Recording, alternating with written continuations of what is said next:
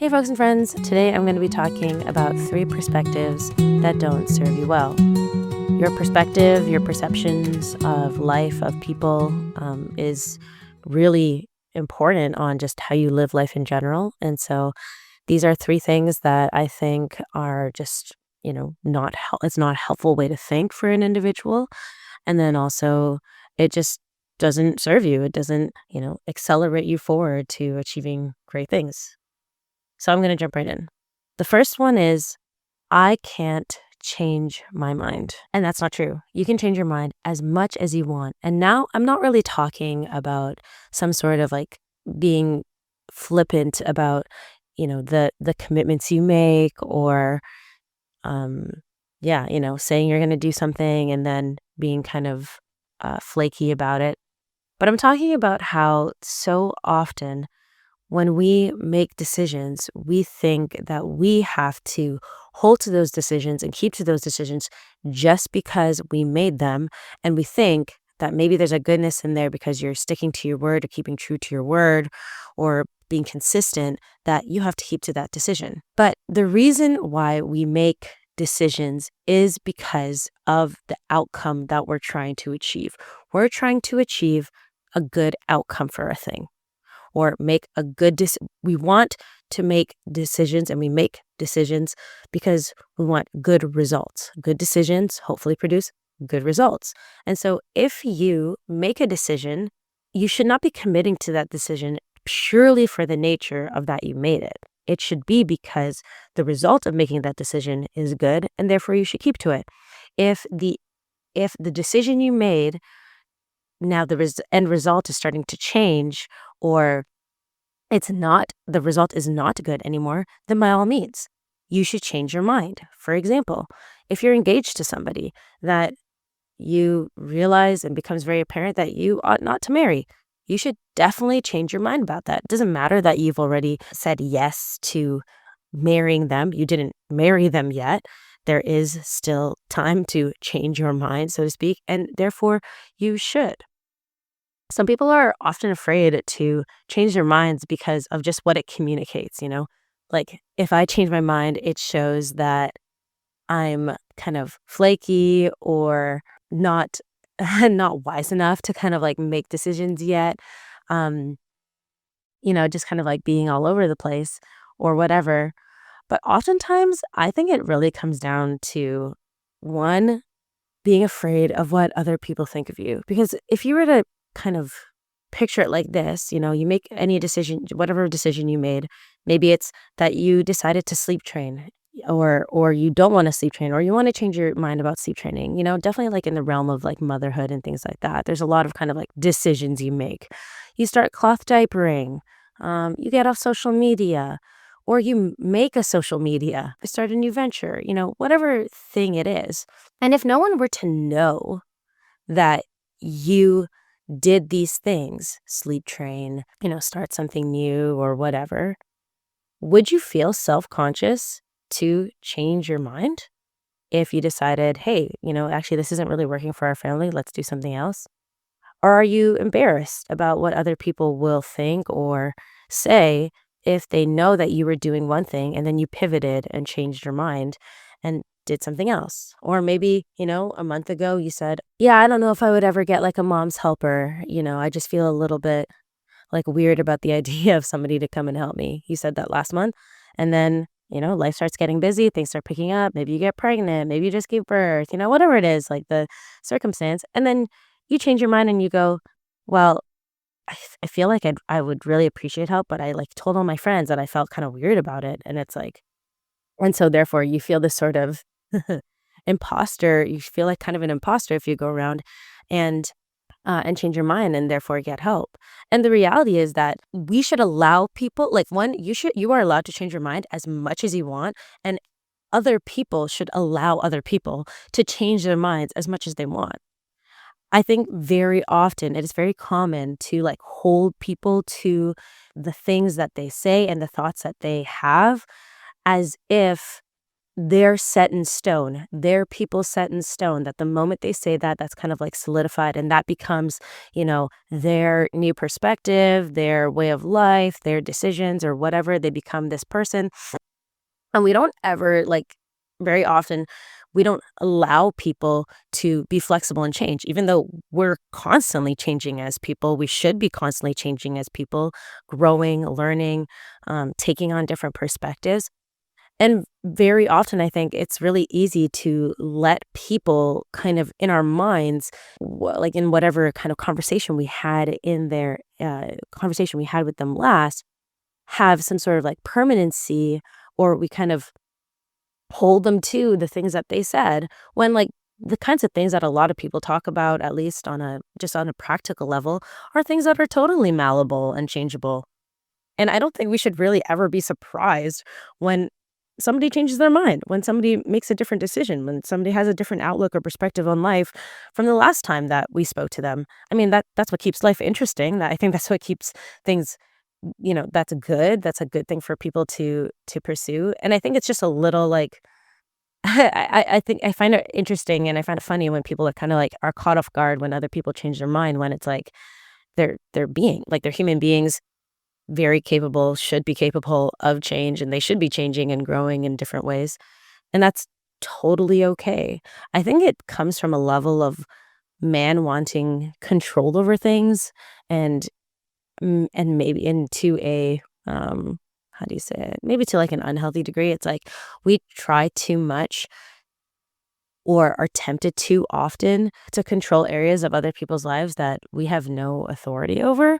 And so when we hear somebody change their mind or we hear somebody kind of yeah, pivoting and doing something different, we feel a bit like, oh, like the person didn't check with me before they changed their mind, or oh, like I didn't get an update from last time. And it's like, I mean, that's just in my mind, I think in my opinion, there's just like a level of like vanity, to that where it's like people don't owe you an explanation as to why they make the decisions that they make for their lives. So that leads up to my second point, which is judging the goodness of somebody's life and choices they make based on whether it would work for you.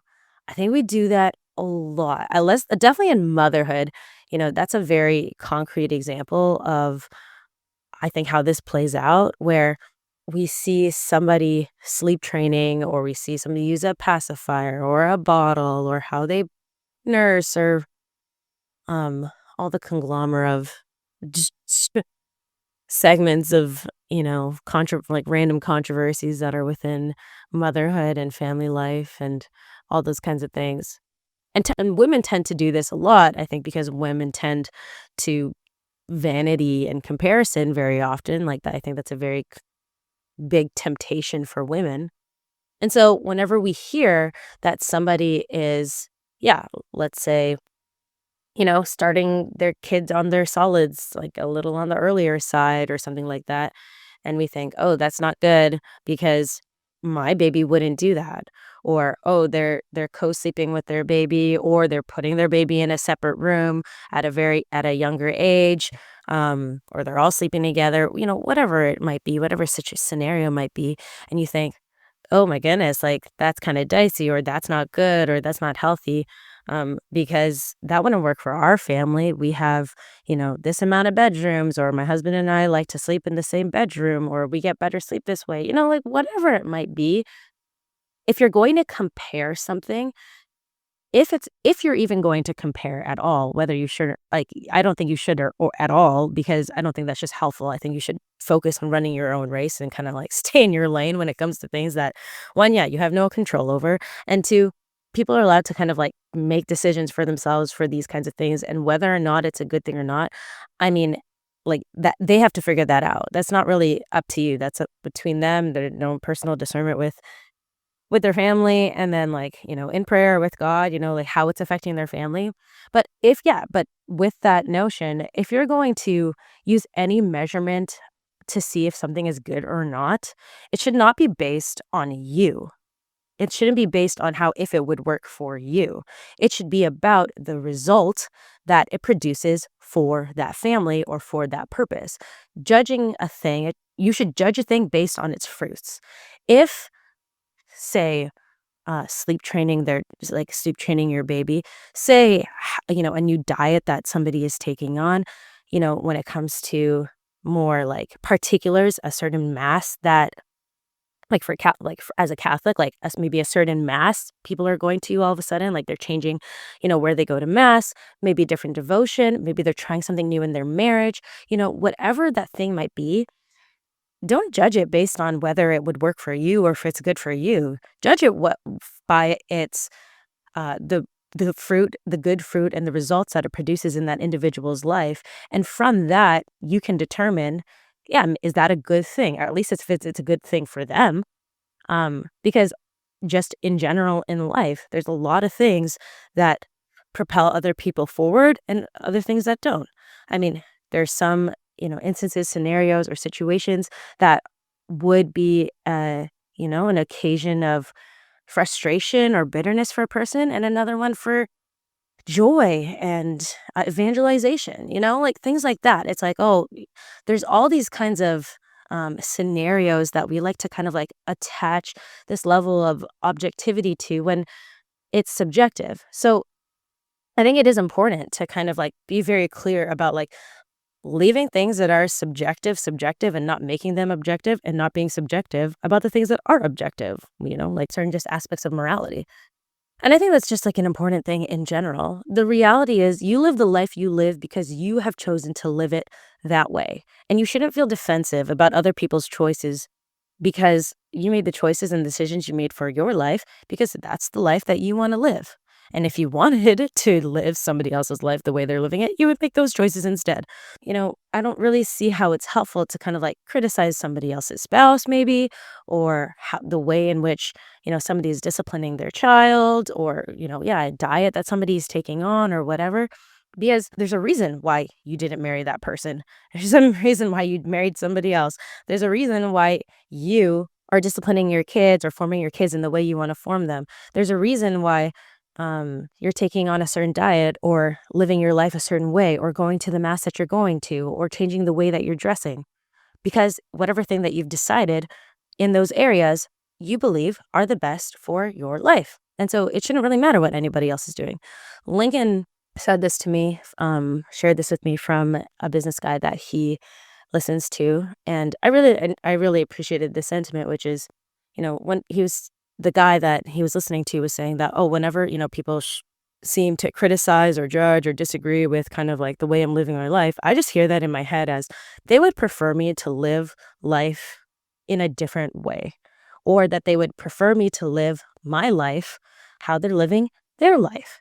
And I mean, that's like they can feel like they feel that way. That's fair. I mean, would feel like that about their life too if I disagreed or was, didn't agree with kind of how they're living their life. It's why? It's because I would prefer them to live their life a different way. But you have no control over other people's lives, and people don't have control over your lives. So your life. So it like kind of like pick apart and like criticize or like judge whether something is like good for another person or is good for another person. If there is any goodness in there, it's very, very little in my opinion. And that I think if it is producing success, if something is producing success in a person's life, if it's a good thing for them, if it's making them more holy, more virtuous, more peaceable, more encouraged, whatever good thing, like if it's producing good fruit in their life, then all the power to you. Like I think that should be affirmed. And I think just because the way that somebody does something and it wouldn't necessarily fit in your life or you wouldn't exactly do it that way, doesn't make it a bad thing. And I think we should kind of be very just like wary and cautious of having those kinds of perspectives because that applies to like the most minute, like trivial things that very often come up, I think, in life and in conversation in general. The third thing is having the perspective that because you're older, you inherently are wiser, or because you have met some sort of external benchmark that you automatically have made it or you automatically have wisdom. At least for me, I've kind of had this perspective at times and I'm kind of realizing, like I think there's something a bit limiting about it and then also something not true where you just assume sometimes like people who are older than you, or people who are more seasoned than you, or have kind of like been in the game longer and I'm going to speak primarily for family life, you assume that they are wiser, they know better, they've been from the moment they've been married to the time they're in, whatever time in life they are right now, that they've been living intentionally. Maybe it's they have a large family and you just automatically assume that, oh, because they have a large family, they did a good job. They like, they have 10 children or more, or they have, whatever, X amount of children. And it's like the number of children that a person has, for example, or just how seasoned they are in life doesn't dictate if they did a good job. What really does dictate, and again, I guess I think similar to something I was saying earlier, but just like the way in which we should measure success is not based on kind of like these external factors. It's about the actual fruit that's being born in the person's life or the result of, the inputs they had been putting in, year after year. Because being older does not inherently make you wiser. I mean, if you look at every stage in the game in terms of of life and different seasons that a person goes through, right? Like childhood, adulthood, young adulthood, and then being elderly, like in all of those categories, you have, children who are excelling and children who are not. You have adults who are, on a mission and excelling and adults who are not in the category of being elderly, you definitely have old people who are like, you are rocking being an old person and you're a very intentional old person. And you definitely have elderly people who are not doing that, who are not thriving, who are not succeeding or and like actually declining. And so I think it's sometimes a false perception to like think that just because you're at a certain stage or age in your life that automatically you're going to be doing well. But it's not. It has everything to do with your input, your intentionality, the actions and the steps that you take on a regular daily basis that get you to the point of success, that get you to be that old person who you say ski poles to like trudge down the sidewalks every single day because your knees and your legs are getting weak, but you're getting up and you're not going to waste your time kind of deteriorating your mind on a screen. Like it is very uncommon. I'm going to kind of harp on I think for elderly people, it's very uncommon though to like see an elderly person like doing some sort of hobby or say if you're a young person and you go to some kind of class, maybe it's like a pottery class or an art class or something like that, it's very rare to see an elderly person there. Just well, one, there are probably physical circumstances why there aren't elderly people there, but it's always a shocker when there is an elderly person there and you kind of think, wow, okay, like that's an old person who's doing it well. That's an old person that's like definitely doing it intentionally. And you find those kinds of anomalies in every single stage in life. I mean, I think the reality is the standard for kind of the pursuits that we make, the standards that we have for ourselves, the intentionality, kind of just in the world that we live in. Maybe not in the demographic that's around us, but I think like on the whole in general, like the standard is pretty low. And so it's easy, especially like when you just like go out of your front door and you're trying to live intentionally as a Catholic, even just like on a bare minimum, you just like kind of outshine, the rest, maybe with your family, maybe with your just joy, maybe your attitude towards life. Because in general, I think the standard is pretty low, but not that we should measure ourselves to low standards, that's for sure. I think it could be really easy to kind of stay there and stay in one place if that's kind of your measurement of success. But just like to not have the false perception that people who have gone through a thing know what it's like, that you assume that they like reaped the best out of it, that they kind of like absorbed and lived that season of their life intentionally. And just because they're through it, they have wisdom. Very often they do because just naturally time and experience does create that. But time is not the only factor that expedites growth in an individual. If anything, you can use your time use your time to expedite growth, and you can use your time and accelerate it, and you can use your time to you can waste that time and it really, not bear fruit regardless of how much time you're given. And so what really I think is kind of the measurement of success and what really tells and cultivates wisdom is the action that you take to learn, to mature, to produce, and to kind of zealously pursue that in every stage of the game of life. Because time doesn't naturally give you wisdom. It is the pursuit of the individual, the questions that they seek, the knowledge that they desire to obtain, what makes them, I think, wiser. And then the life experience just elevates that even further, because the reality is you don't always not this isn't always the time always the case, but you don't always have to live through something or experience something to have a rightly ordered, truthful perception of how one ought to live it or to have truth, because truth is timeless. It doesn't really matter if you learn something when you're young or old, or believe something when you're young or old. If it's truth, truth is something that is eternal, right? So different truths that we learn, you might have to apply them differently, and they might be harder to manifest in different stages of life, but that doesn't make them any less true.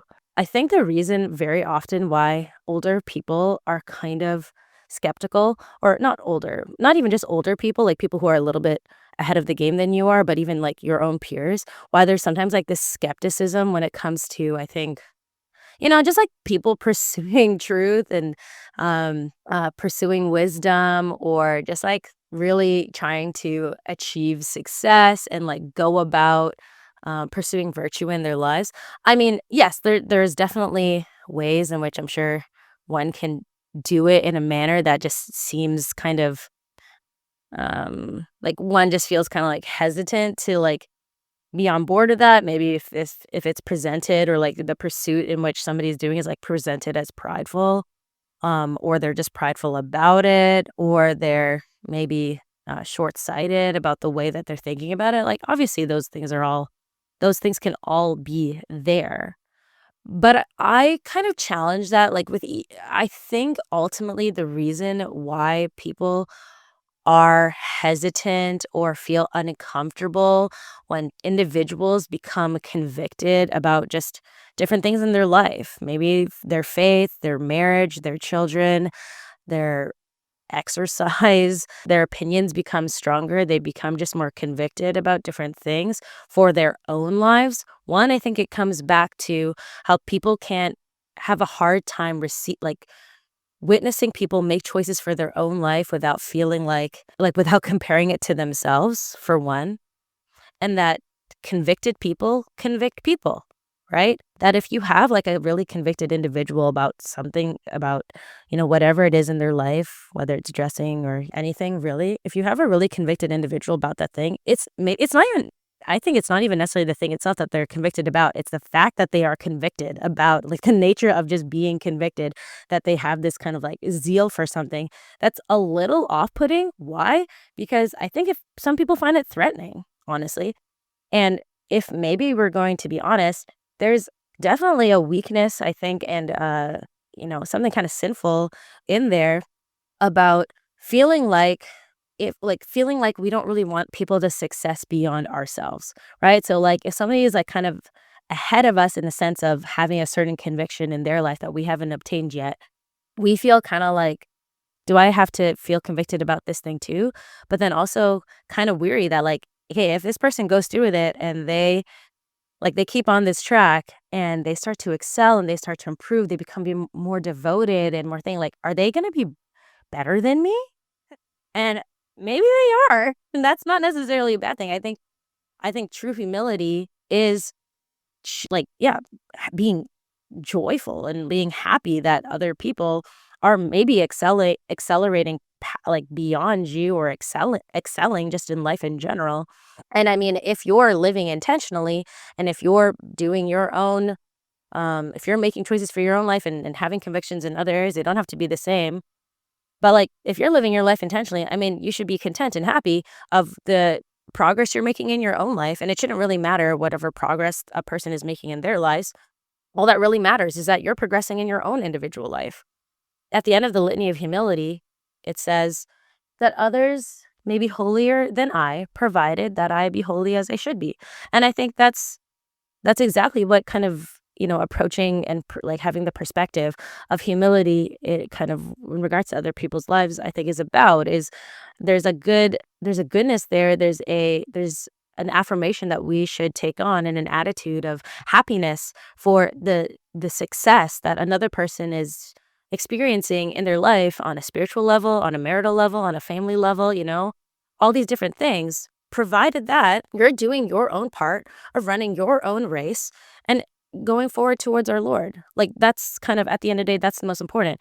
If you are doing that, I don't think you should feel any sort of insecurity or like bitterness or begrudgment of, what somebody else is doing if you're truly doing your part.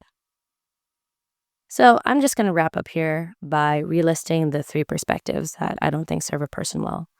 The first being thinking that I can't change my mind. The second, judging the goodness of someone else's life and choices based on whether it would work for you.